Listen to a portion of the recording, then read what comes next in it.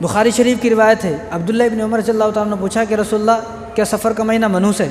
یہ جو مہینہ ہے سفر کا مہینہ ہے، عورتوں کو معلوم رہتا، سب معلوم رہتا. تو حضور کو ان سے پوچھا، عبداللہ ابن عمر نے پوچھا کہ یا رسول اللہ سفر کا مہینہ کوئی منحوس ہے؟ تو حضور نے منع فرمایا کہ سفر کا مہینہ کوئی منحوس نہیں ہے. اور حضور نے آگے فرمایا اگر منحوس اس دنیا کے اندر کوئی چیز ہوتی تو حضور نے فرمایا کہ 3 چیزیں منحوس ہوتی.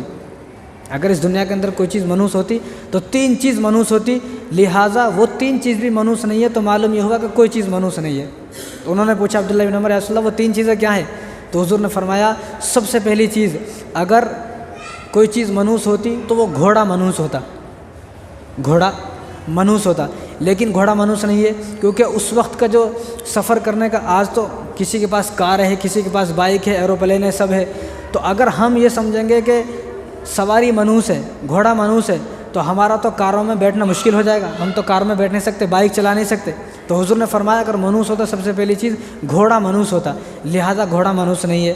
جب گھوڑا منحوس نہیں ہے، گھوڑے پہ اس وقت سواری کرتے تھے، اگر گھوڑا منحوس ہوتا تو گھوڑے پہ سواری کیسا کرتے؟ تو حضور نے فرمایا جب گھوڑا منحوس نہیں ہے تو دوسری کوئی چیز منحوس نہیں ہے. اور حضور نے دوسری چیز کے بارے میں فرمایا اگر منحوس ہوتا تو گھر بنانا منحوس ہوتا آدمی کے لیے، کیونکہ آدمی جس گھر کو بنا رہا ہے پوری زندگی اس گھر میں نہیں رہے گا، چھوڑ کے جانا ہے.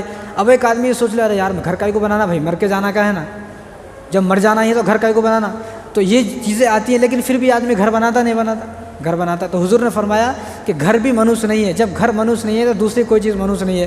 اور تیسری چیز جو آپ صلی اللہ علیہ وسلم نے ارشاد فرمائی وہ فرمائی اگر تیسری چیز کوئی منحوس ہوتی تو وہ عورت منحوس ہوتی. اس دنیا کا سب سے بڑا فتنہ کیا ہے؟ عورت ہے. سب سے بڑا فتنہ جو اس دنیا کا ہے، جس آدمی کو کوئی بھی نہیں بہکا سکتا اس کو عورت بہکا دیتے.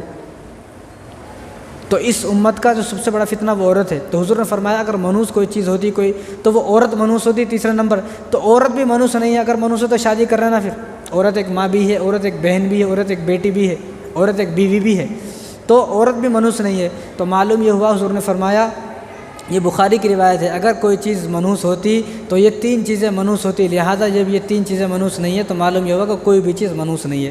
اب جو آدمی یہ بولتا ہے سفر کا مہینہ منحوس ہے تو وہ حضور صلی اللہ علیہ وسلم کی حدیث کا منکر ہے. حضور نے فرمایا نا سفر کوئی چیز نہیں ہے.